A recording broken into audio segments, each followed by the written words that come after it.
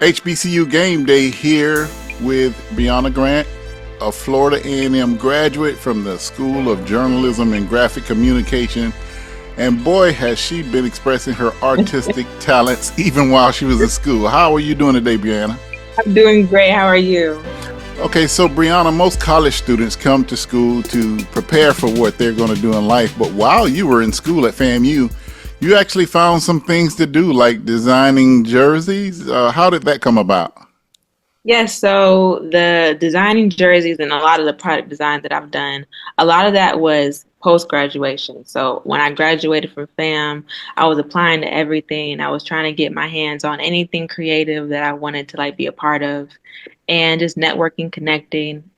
First things first, when I did that led me into the NBA of NBA G League and the Phoenix Suns.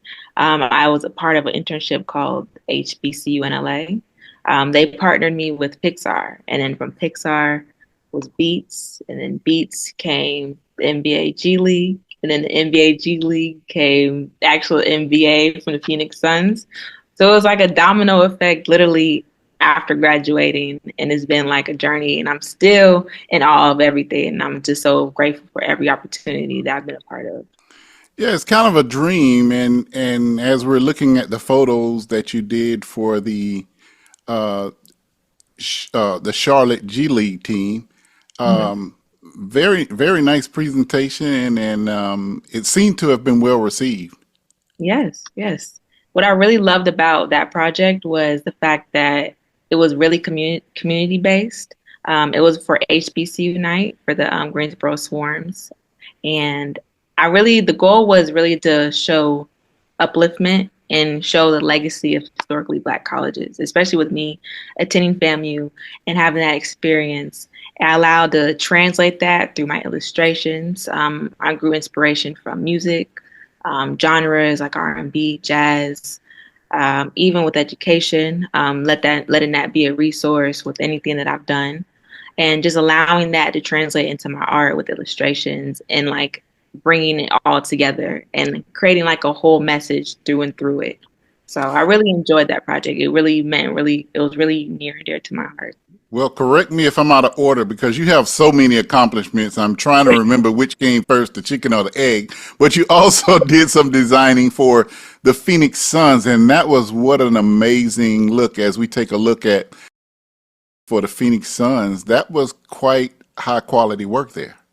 Yes, like for the Phoenix Suns, that was a whirlwind because, KD played for that team. I never thought I would be designing something for that franchise ever. So just being able to be a part of that and embark on it and really just also give my flowers to the culture as well as representing that and also just showing up and projecting my voice in those rooms and just being able to just show that through my art and just be proud of it and also just show up for it. Before we before we get into your bigger and current project, it seems like you have more that I don't even know about. You got any more of those extra Beats headphones that you design around? Maybe they're sitting around somewhere, maybe. But are you talking about the headphones, the wireless three The headphones? wireless three headphones that you Yeah. designed were wonderful. Just Ah. and you kind of mentioned that those kind of came within the same circle. Uh, Hmm. um, Yeah. how, how exactly did the Beats headphones come along?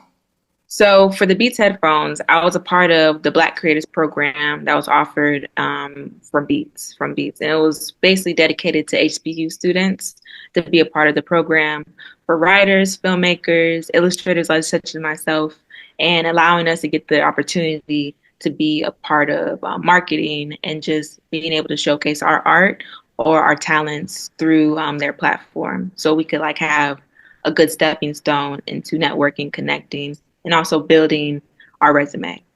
Okay, I'm gonna send you my address because I need to for the story. I actually like need to see a new pair of those headphones in order to. I'm just kidding. Great job on those, and then which leads us to what really brought me to you about this story, Hmm. Elio, the brand new animated movie from Pixar.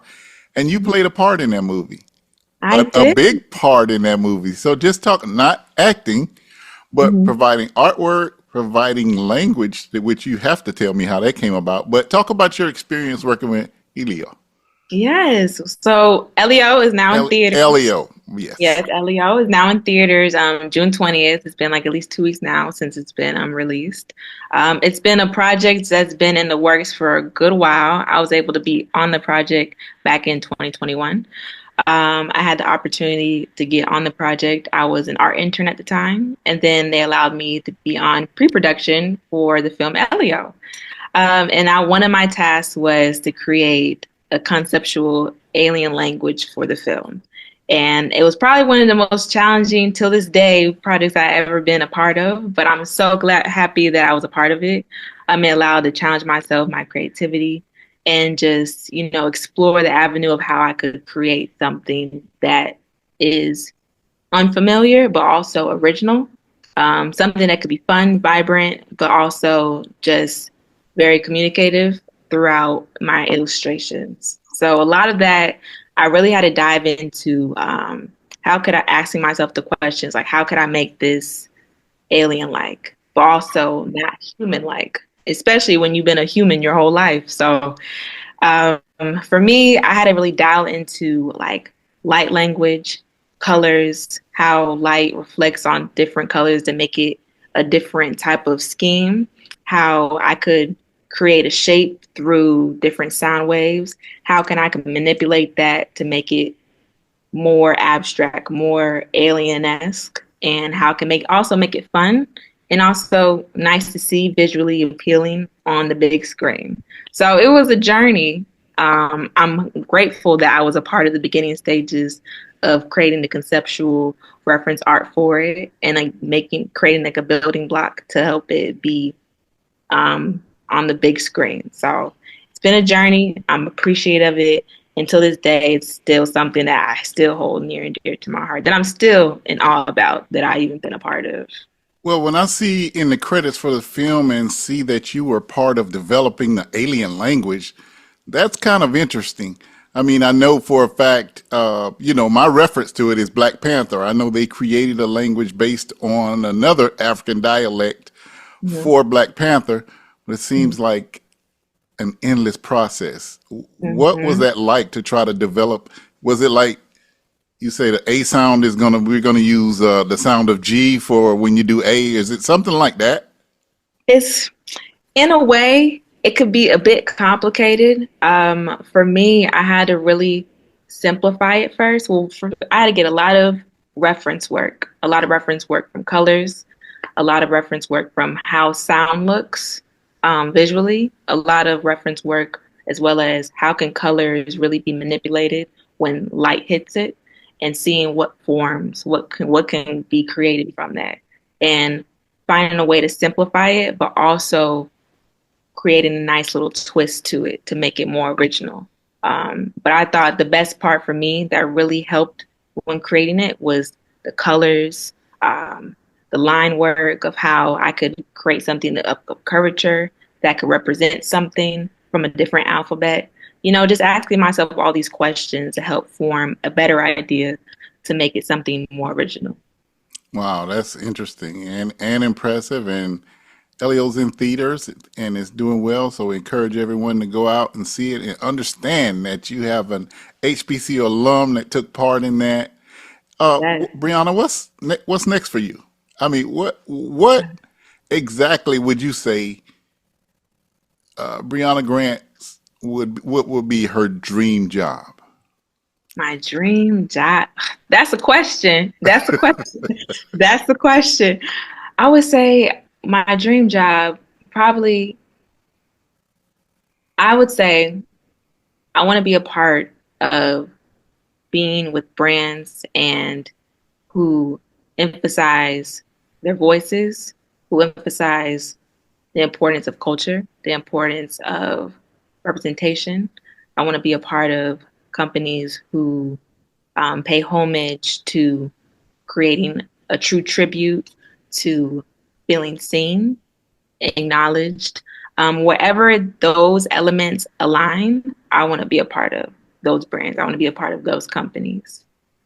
Especially, you know, hint, hint, I would love to be a part of like, the WNBA, you know, customizing a jersey, maybe a basketball of some sort.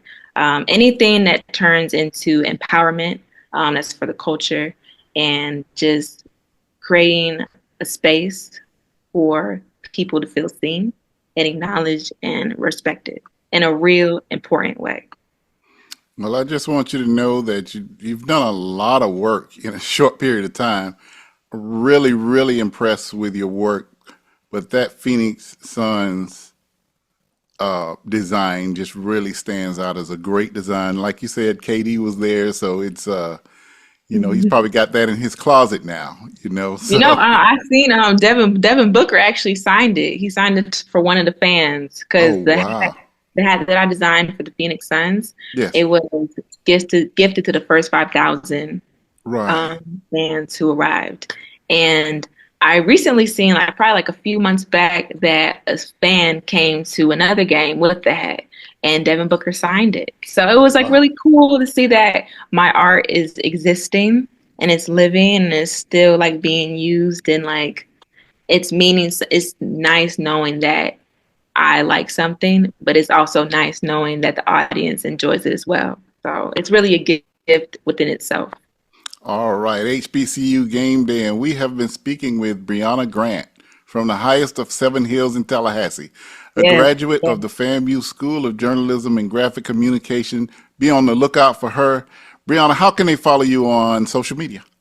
Yes, you can follow me on Instagram, Miss Brianna, MS.BRIANNAAA.